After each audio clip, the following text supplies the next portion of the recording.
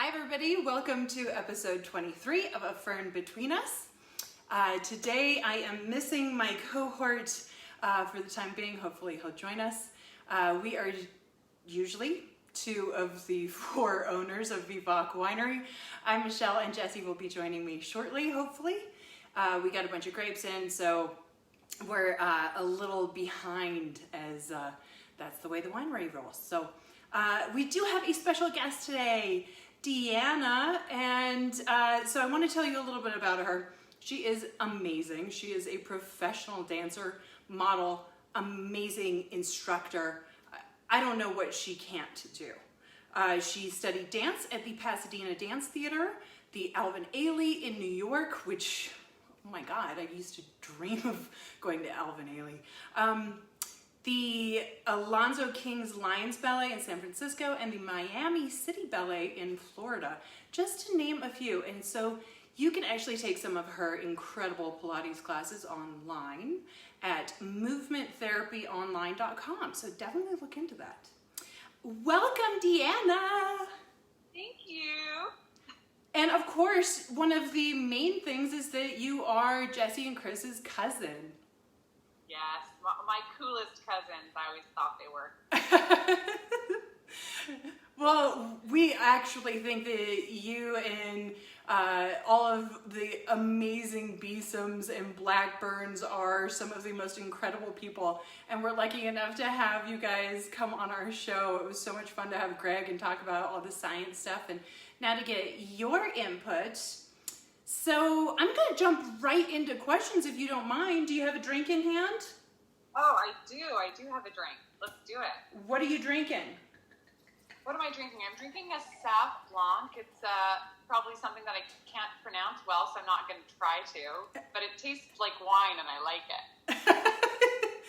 Beautiful. And that's so much fun because, you know, we see how fit you are. I've been posting pictures of you all week, and it's so nice to hear that wine and drinks are in your diet. An essential part of the dancing side, I would say. I love it. All right, so question number one is, it's incredibly difficult to make a living as a dancer. How do you stay fit and on your game in between jobs, especially now? Yeah. Now is a trying time, and I can't speak particularly firsthand working currently as a dancer because thankfully I was able to really transition to more fitness work pre this pandemic coming on. We're really just in the nick of time. I think a lot of other dancers are transitioning to more instructional work online. Hi, Jesse, I see you there. Talk about in the nick of time, yay! Did we just start this thing? We just started this thing. All right. So we're in question number one. It's cross-training, that's what I'd probably say.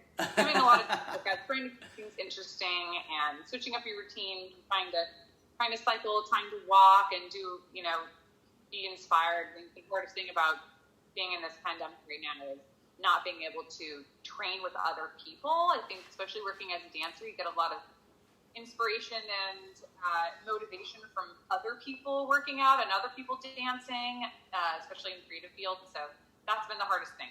So right now it's really just trying to mix up my routine so I don't get bored and tired and try to keep myself inspired to dance on my own, really. Yeah, so do you sounds probably really stupid, but do you walk around in your toe shoes? I mean, how do you stay on top of ballet? Because that's such a critical art form that is, you go a few weeks. I can't imagine being in top form when they call you to do a part.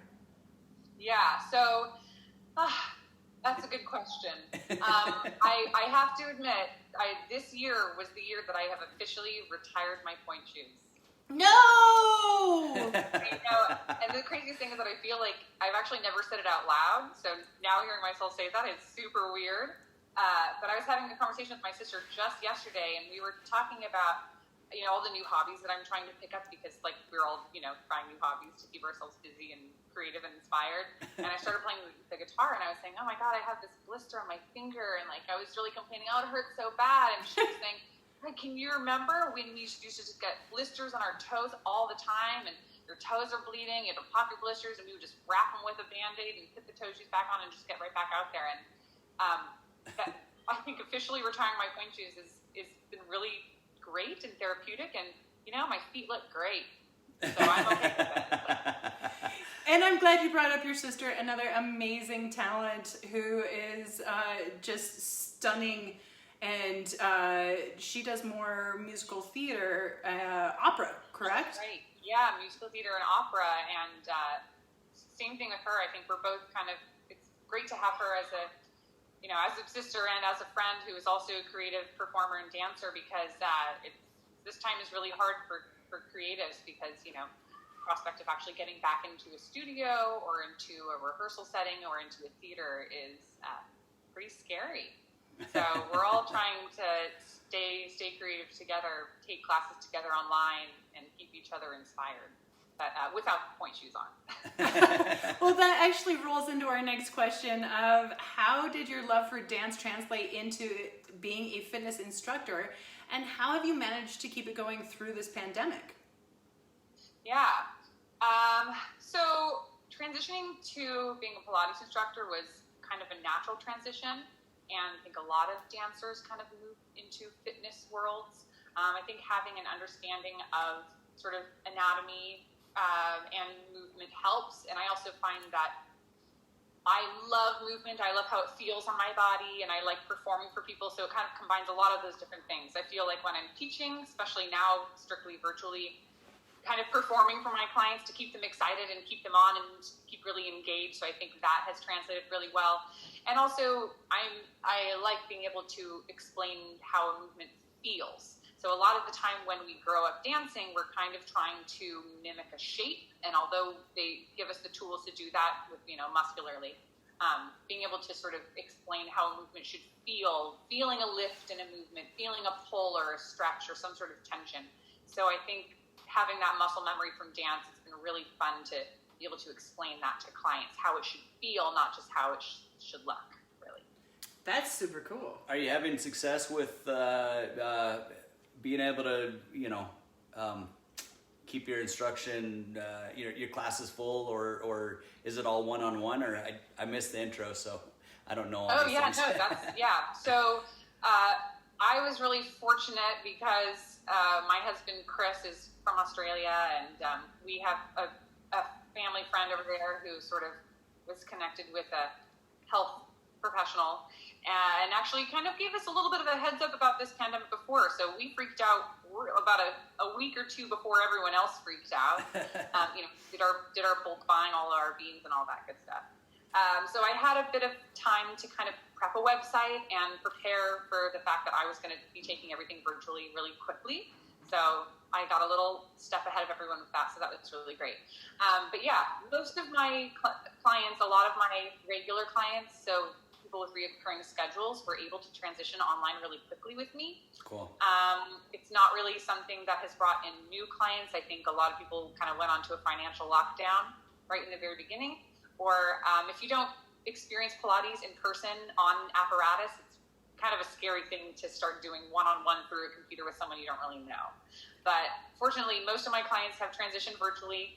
And I think it's really keeping us both excited about fitness. I think like having that one-on-one intimate connection with someone, I know them well. I know, what their kids are named. I know what their jobs are. I know what their aches and pains are. And I know what their modifications need to be because of past injuries and stuff like that. So I think the relationship that we built in the studio was actually really easy to translate virtually. So that I'm very thankful for. The one class that I'm doing is, I'm only doing one group class, and it's kind of a community-based class that I'm doing through Pasadena Dance Theater that Michelle mentioned in the beginning, is kind of my home ballet studio from when I was really young. The first place I took a ballet class. So I kind of volunteer to teach through them every Saturday morning at 9. If anyone wants to join, you don't have to, but it's good fun. So yeah, this is one group class that I'm teaching. That's really great. The tricky thing about group classes, though, as you can imagine, I don't know if any of you guys have done a group class online, but on Zoom, you have an option to not turn your video on. Have you guys done any classes online? I've had some meetings, and when I'm wearing pants, I turn it on, but when I'm not, I definitely don't turn the video on. He's lying. He turns it on when he's not wearing pants too. I just try to remember not to stand up. Yeah, and I think it's kind of hard because, like, I think being anonymous feels good for some people because they don't want to be seen. Yeah. But as an instructor, it's kind of tricky because I'll see like 3 names and no videos, and I'm thinking like, did you guys just stop and go get a glass of wine? Probably because that's what I would do. Oh, busted. That's what I would have been doing. You're like, oh yeah, that's a great stretch. Thank you. Oh, yeah. Feel the burn. That's the hardest thing, I think, is teaching virtually when someone's actually not on the video. And That's rough. I'm like, am I talking to the screen right now? Are you working out? Are you enjoying this? Or, I just can't really vibe through the screen. That's the hardest thing, I think. So as we roll into question 3, I think there's some amount of hybrid there as what would be like 3 good moves to do every morning when we wake up that just would kind of align and refresh ourselves that we could do without equipment and any kind of instruction. Do you have any advice on that? Yeah, I love that question. Maybe I'm not sure particularly this is something that you need to be doing in the morning, but throughout the day, probably some sort of chest opener. Because I think with all of the computer work, everyone's working online and Zooming or over our phones and reading the news and all that stuff.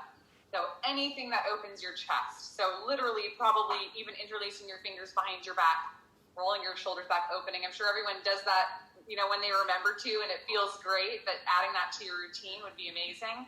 Something sort of in a door frame, holding your hands, a lot of shoulder stretching. Just anything to kind of open up the chest and lift you, because we're all kind of doing a lot of punching over these days. So I'd say definitely that would be one. Another one would be to take care of your necks. Yes. You guys feeling neck stuff going on over there? Both of God, us. so Both of us bad. have a bad neck thing going on for the last 2 months, and it can't get rid of it. It's horrible. Is it from an injury? I'm gonna I don't. I'm getting into it. I don't think so. In our case, it's Unless you call Jesse an injury.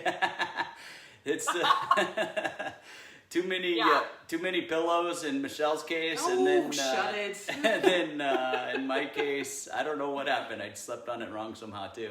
Not enough pillows. I mean, so easy. My husband's does a lot of work through his computer as well. We all are doing that. So I'm trying to remind him to do really easy neck stretches. I mean, even something as simple as opening your chest, keeping your shoulders back, and just letting your ear fall. Something so easy. We just don't take the time to pause, let that happen, and to breathe.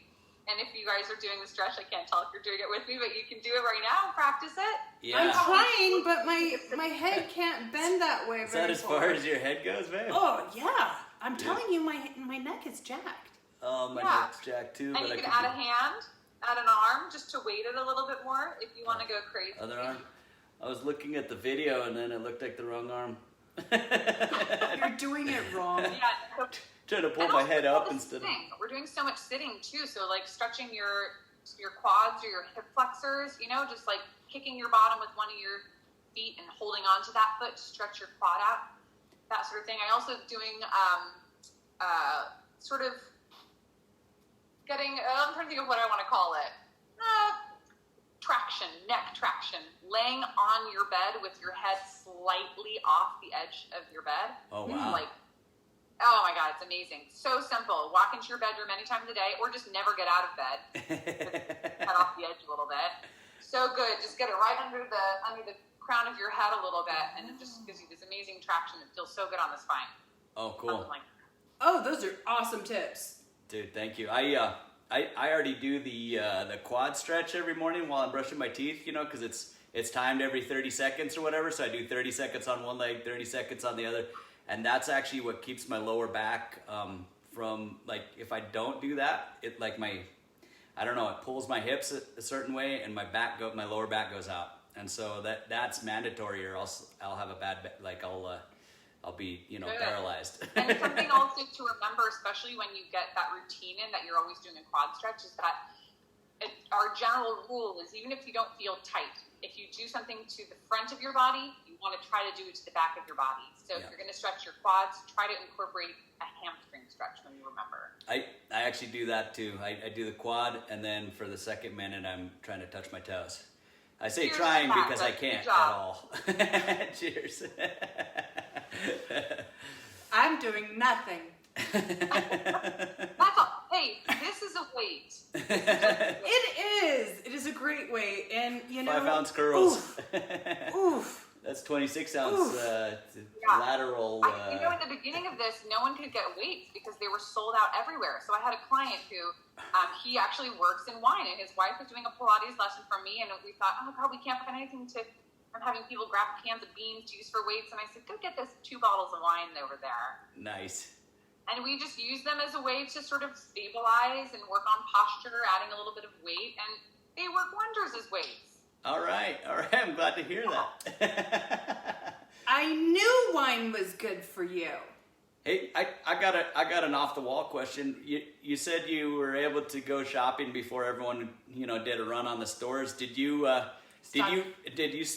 foresee that everyone was gonna? Did you get toilet paper? Is what I really want to know. Did you get toilet paper before everyone else got there?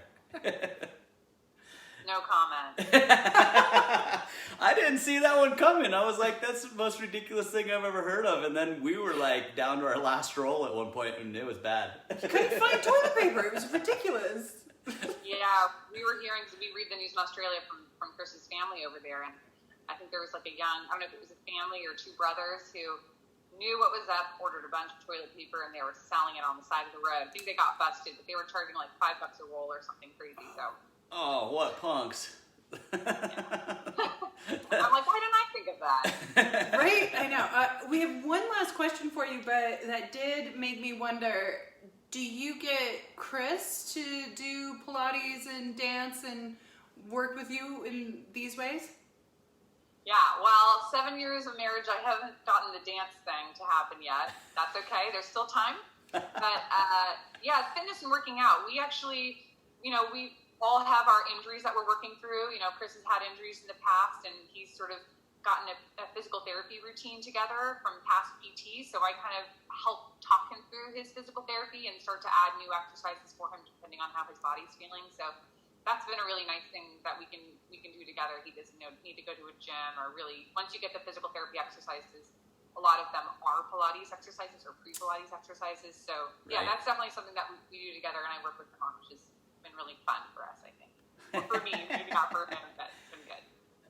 Well, Very cool. I love it. Tell Chris I said what's up, man, and I miss you guys. I know, right? Okay, we've got one more question. So you did mention that you do get to drink some wine, and people want to know, how are you allowed to eat bread and drink wine, and how do you keep that figure? Do you have diet advice? Because we all want to look like you. Well, I'd say probably to talk to my parents first, because they, thanks to them, I think, a lot of my shape probably comes from them. So get a really tall dad. That'll be a good start. But I'm going to pull out of my husband's book. I think when we like to talk about optimal living and doing a little bit of everything. And I think a lot of people talk about that, having a colorful diet, eating the rainbow, and drinking wine, being a little naughty, being a little good, just balancing everything out as much as you can. I will say, though, that I was raised on, bread that tastes like cardboard and really healthy food. So I had a stint in my life where all I wanted to eat was, dollar pizza from bodegas in New York and all that junk food. And I still have, an affinity for Cheetos. So I can't say that I eat healthy all the time, but for the most part, Chris and I are pescatarian. We eat a lot of vegetables. We eat the rainbow as much as we can, and we drink wine when we want to. Awesome. I love it. That's healthy. I bought a bag of Cheetos. For a hunt that I went on this last weekend, and we didn't get to it. And so, I've been nibbling on it before and after each meal for the last 4 meals, and I'm almost through the bag now. it's really not good. You go full cheese, or are you like a hot Cheeto man? I just Crunchy. traditional, yeah, crunchy. Yeah. None of those puffy Cheetos at our house, though. Yeah, we don't like the puffs. No, those are for psychopaths. Thank you. Yes. Right. All right, so Deanna, we have Karen's questions to end our interview, and that is Karen Upland. And she has some outlandish things to ask you, but the idea is that it's just impulse. Don't think about it, just answer. Ready? Oh. Okay. All right, what's your favorite smell? Say it again. What's your favorite smell? My favorite smell. Oh my God, honeysuckle. Nice. All right, when you die, what do you hope at least one person says about you at your memorial? Oh, Deanna, she was a good time. Woo! She didn't mean it that way. Oh. Dirty mind. What is the best advice someone has given you? Someone said you can't sell Pilates. You can only sell yourself. Get people to like you. Oh, you're in the right business. Everybody likes you. I try. All right, when you were a kid, what did you want to become when you grew up? Nothing. That's one problem. I never decided. I just did what I liked and things made sense and fell into place. A lot of support from my family. Oh, that's very cool. That's funny though. That's awesome. Man, Denali's gonna love hanging out with you at family reunion. I want to do nothing too. She's gonna hate me. Sorry. And the final thing is, what's your favorite word or phrase? Oh man,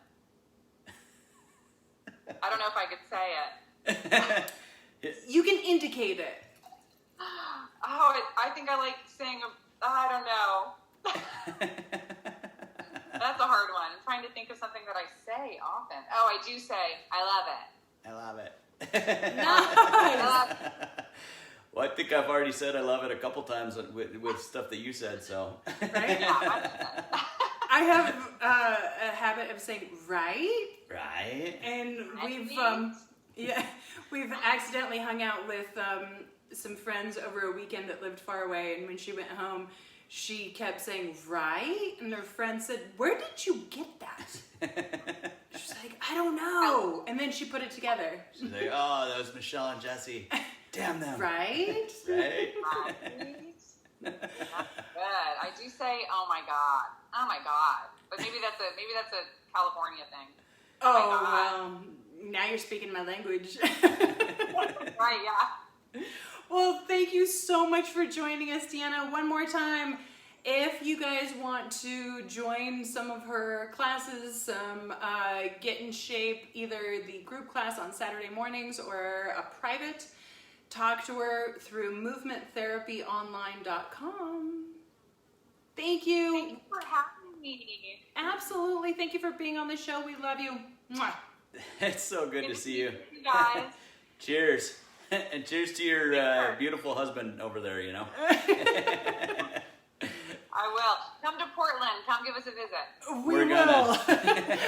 Bye. Later. All right, so now we move our guest out of the way. Whoa, careful, don't drop the computer. Hey guys, I'm Jesse. I did. That's Michelle. I came in late. That was my cousin, Deanna, on the computer. We went over all of that, babe. Oh, good. I'm relieved that you're here. That's Michelle. That's Jesse. He's a punk, isn't he? Okay, I was afraid because Deanna was a little nervous that she was going to be late, and then you weren't here, and I was like, what am I going to talk to everybody about? I was like, Dance, monkey, dance. Exactly. Luckily, Deanna chimed in right there. Oh, and I did also step on glass. So after the show, I tried to get it out. I can't. All right, we'll so use the we have tweezers. a project. That was fun. I was like, I'm going to be alone and bleeding. We broke a glass the other day and could not. I mean, it just shattered Every day? everywhere. I don't Every know. day, yeah. Yeah. Anyway, so quick check-in. You did, what'd you say, 9 tons of Tempranillo? 7 tons. 7 tons of I thought you were Tempranillo. going to say it was 9. I don't know. I like the number 9. I don't know. We're gonna make 3 barrels of port this year, which we haven't made in a handful of years. We make it about every, whenever we're gonna obviously need it. And so our last vintage was a 15, so this is a 2020. The vintage before that was a 2011. So it's, once every 4 or 5 years kind of. And we're really excited about that. We've got the brandy that somebody close by special has made for us. I'm If sure you it watched was legally. the Brandy Grappa episode, you guys are shaking your heads. You know what we're talking about. And so we fortify that here in a couple days. As soon as it's Sweet. halfway fermented, Oh, we I can't wait to taste this pull one. off some of the juice and mix it with the brandy, and that stops the fermentation. Then it'll settle out. We'll put it in barrel right away. Like it'll be, this time next week it should be in barrel, I would think. And the grapes looked good. All the equipment was working well. Hey. I really can't complain. That's fantastic. Yeah. Woo. So we are drinking the Malbec. Malbec. Okay? No, we're not. Yes, we are. Malbec. Sorry, I've lost myself. It's like it does taste like Malbec, but maybe that's the power of suggestion. I blame Easy to- everything on COVID brain, and I'm just going to stick to that. So, let's talk a little bit about your Malbec, shall we? I really love the grape Malbec. I think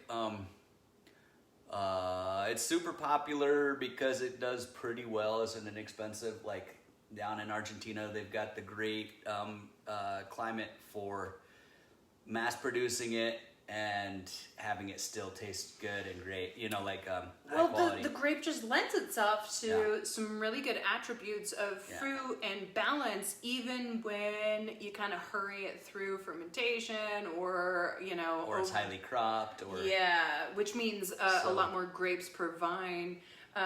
There's all the kinds of things that you can manipulate, and often the grapes really show it, but Malbec really does a good job. And it still feels a little individual. It feels like its own grape, even when it's high crop, overcropped and all that.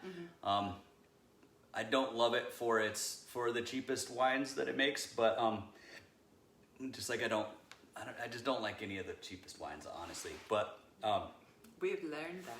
here in New Mexico, it does really well as well, and we're keeping the vines down, or Paolo's keeping the grapes to 4 tons an acre, which is kind of the upper limit as far as still retaining all the quality and the flavors that he can.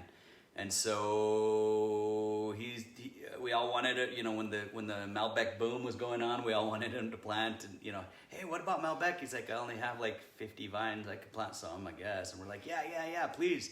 And he finally got around to it and finally did it. And then, now we all buy my Malbec, and it's one of the better grapes that most of the wineries in New Mexico are producing right now. I do want to insert in here is that so most people have had Argentine Malbecs. That's really where the dominant amount of acreage is planted, is in Argentina. Yeah. And so that's what you're going to see mostly on the wine market, at your shops and everything. Yeah. But some of the that's more fruit driven, and if you want to experience more earthy driven, then you want to go into France and the Cahors region specifically, so that you can really taste what a Malbec from Old World can taste like, and ours really mimics that. I think it's a beautiful reflection of what you were trying to do. Yeah, and we use French oak, like all of our reds, and so. And you can find massive fruit bombs, for $20-25 out of Argentina too, that are amazing. If you spend a little bit more money from Argentina, it's great. It's a very new world, so fruitier, that kind of style. You invest a little bit more money, you get a big wine. Yeah, exactly. And but I think they do that well, and I'm not trying to. That's not how New Mexico's Malbec would ever be, in my opinion. and so we just go with more of an old world style, which I tend to like better. But That tends also, to be our MO here. right, but also, yeah, Cahors, Cahors is the name of the region from France. And of course, it's one of the major 5 in Bordeaux blends traditionally. So you always get it kind of sprinkled in there. Yeah. One of the things that's interesting is that it really thrives at high altitude. So again, referring back to Argentina and those high altitudes, the southern part of our state, even though you think of it as big, deep, dark desert, I guess it's not dark, bright, bright desert. It's still at 4,200 feet, which is really high in the wine world. Yeah. And it really thrives because it's a much more balanced, complete wine when it has that natural acidity, and you get that from higher altitudes. So Yeah. I was wondering, why haven't we planted it at the 1725? It's not quite cold tolerant enough. Damn it. I know. Because the altitude I at know. 6,000 feet seems great. It would be great. And man, the acidity would be insane on it. But we can't, it just gets a little too cold here. What about Abbott Vineyard? It's a little more They protected. They could, but I Could we don't talk think them they're into planting? I don't think they're planting anymore. Why not? But they're getting up there in age, and I think just maintaining the vineyard is already enough work for them at this point. And they've kind of planted they've got 2 levels, one that's like 10 feet lower, but that's down at like river level. And I think all the cold air settles down there, and they're just even that 10 feet of verticality is enough to change the whole thing. So they don't get frozen out at all, hardly at all up top, but down below, I'm sure they would. I think they even tried some vines down there at some point. Didn't work out. All right. I'll let that dream slip away. So it's just somebody down in Velarde could do it Right? at some point. Anyway, all right. So trying to keep it on the shorter side. Yes. I only had one wine so that we tried not to go too far Good over. thinking. Right? We might get through the whole bottle though in half an hour. Oops. I'm thirsty. I just got home, guys. I was crushing grapes literally 15 minutes ago. All right, so moving into next week, I want to taste the new Merlot, which is not released yet. Ooh. But I am a huge fan, and a lot of people have a lot of misconceptions about Merlot, so we're going to talk about that. And your homework for this week is to go watch the movie Sideways again so that you are equipped for our conversation next week. Oh, yeah. Right? I love it. Thank you guys so much for joining us. Deanna, thank you again for being on our show, and we will see you next week. Cheers, everybody.